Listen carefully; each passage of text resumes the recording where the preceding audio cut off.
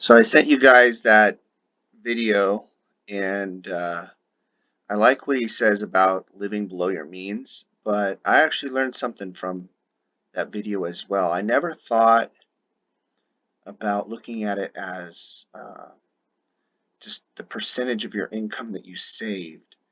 And that, boy, that makes a lot of sense. When he said that, it just clicked immediately for me.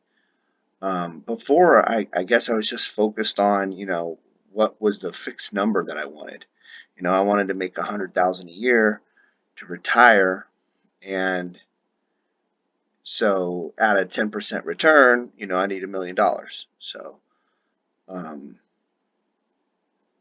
yeah, so I was looking at those kind of goals rather than actually thinking about it as a percentage of your income.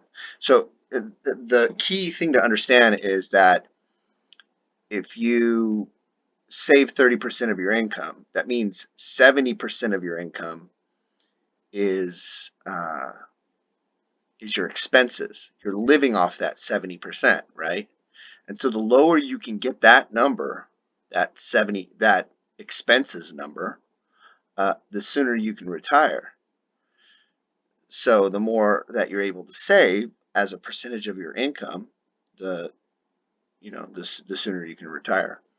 So if you look at a typical scenario, and let's say you save, say, 10% per year, and you have an expected rate of return of 5%, then the percentage return on savings needed to retire is 90%.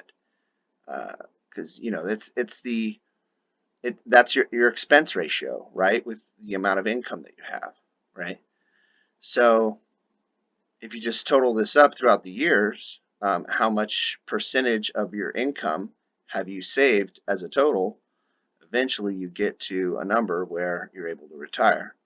It has to be above 90% because that 90% number is what you're living off of, right? No matter what your income is. So it actually doesn't matter what your income is. This works with $10,000 a year or $100,000 a year or $1 million a year. It just matters on the percent of your income that you save.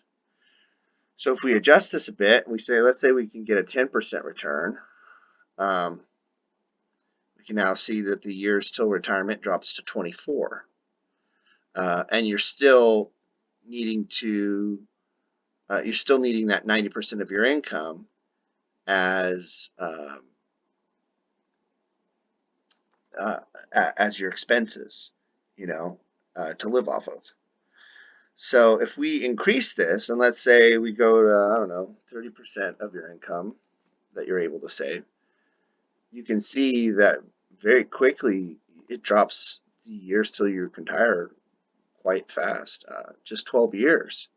As you can see, pretty soon in 12 years, you've saved 641%, and you'll come up over that 70% threshold at that point, right? And that threshold is dropping. That's the other important thing to note.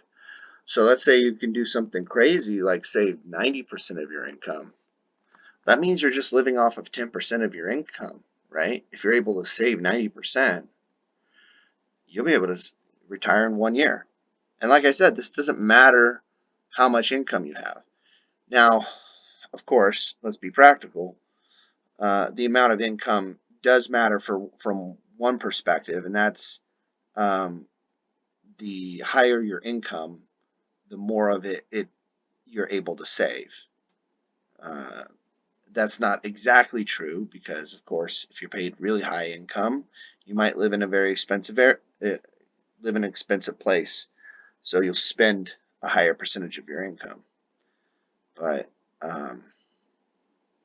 the other thing is how can you, what tricks can you use to reduce your expenses? Because if you can reduce your, say you could get rid of rent. You don't pay any rent, you don't pay any mortgage because you have renters who pay that for you. Say you do like house hacking or something like that, um, or you pay off your house, whatever the case may be. You're able to reduce your expenses quite a bit. Also, not having a car payment. any of those kind of things where you can just kind of lower your expenses to a bare minimum so that you're able to save more of your income. At some point, you are able to, let's put this back down to like, I don't know, 50 or something. 50% you can do is 70 in 7 years. So yeah, at some point you'll go over that 50% threshold, and then you can just live off of your investments, the income that is produced from your investments. Now you don't have to retire. You can keep working and then just keep socking away 100% of that money from your job and increasing your investments even further so that you can, you know, kind of increase your lifestyle. Because you can see if you keep up with it, even though you could retire here after 7 years, if you keep up with it by year 12, you're able to double your lifestyle because you're living off of 50% and saving the other 50%. Well, now your investments are giving you 100% instead.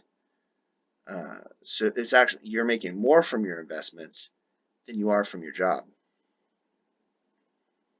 So anyway, it's an interesting way to look at it. I'd never thought about that before. Um, and I've always tried to be a high saver. So saving 50% of my income is something I've done before. I'm not currently doing it, but looking at this now, I think I might go back to it. It's a pretty decent strategy. So anyway, just thought it was interesting. Share that with you guys. All right, later.